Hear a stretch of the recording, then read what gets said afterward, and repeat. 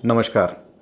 आज का हमारा टॉपिक है कि हर कमर का दर्द जो पैर में जाता है वो स्लिप डिस्क या सियाटिका का नहीं होता। तो मैं इसके कुछ और बीमारियों के एग्जाम्पल देके आपको बताऊंगा कि कौन सा दर्द किस तरह का होता है जो कि सियाटिका स्लिप डिस्क नहीं होता। अधिकतर मरीज मन में भ्रांति बना लेता है कि ये दर्द स्लिप डिस्क या सियाटिका का है, इसमें ऑपरेशन ही होगा या इलाज होना संभव नहीं है।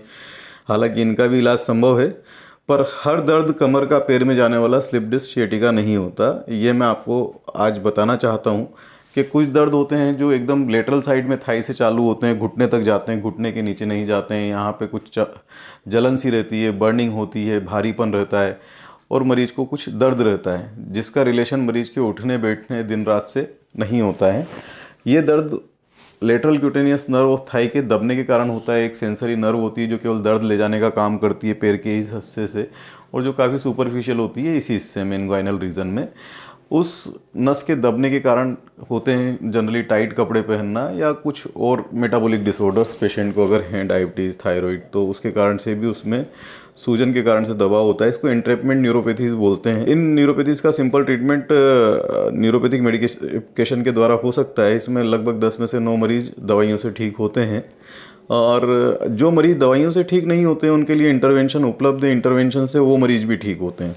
उसके लिए हम सिंपल यहाँ पे ultrasound guided lateral cutaneous nerve intervention करते हैं, डायग्नोस्टिक के बाद थेरेप्यूटिक, और उससे मरीज को लाभ होता है। इसी तरह से एक और दर्द होता है जिसमें मरीज को फेसेट रिलेटेड पेन होता है। फेसेट जॉइंट हम पीछे के जोड़ों को बोलते हैं। काफ़ी सारे हड्डियाँ होती है, वर्टिब्राज होते हैं, ये सब आपस में मिल के कुछ जोड़ के द्वारा एक पूरा स्ट्रक्चर बनाते हैं जिसके अंदर से स्पाइनल कॉर्ड निकलती है। उसको प्रोटेक्शन हड्डियों के द्वारा मिलता है, और इन हड्डियों के जो जोड़ होते हैं जो एक दूसरे वर्टिब्रा मिलके बनाते हैं उसको फेसेट जॉइंट बोलते हैं। ये फेसेट जॉइंट है और ये फेसेट जॉइंट है। फेसेट जॉइंट का पेन मेनली एक्सटेंशन में पेशेंट को होता है। जब पेशेंट पीछे की तरफ जाता है तो ये दर्द बढ़ जाता है, और जब गादी रिलेटेड दर्द होता है तो वो आगे झुकने पे बढ़ जाता है। Facet joint pain generally thighs तक जाता है, लेटरली भी जा सकता है, पोस्टीरियर भी जा सकता है। कौन से फेसेट का इन्वॉल्वमेंट है उसके ऊपर डिपेंड करता है। पीछे के एरिया को कवर करता है। बैक पेन का बड़ा कारण होता है। बैक पेन भी पैरासेंट्रल और सेंट्रल 2 में डिवाइड किया जाता है हमारे द्वारा। अगर इधर की साइड दर्द है तो फेसेट रिलेटेड कोज हमें रूल आउट करना होते हैं।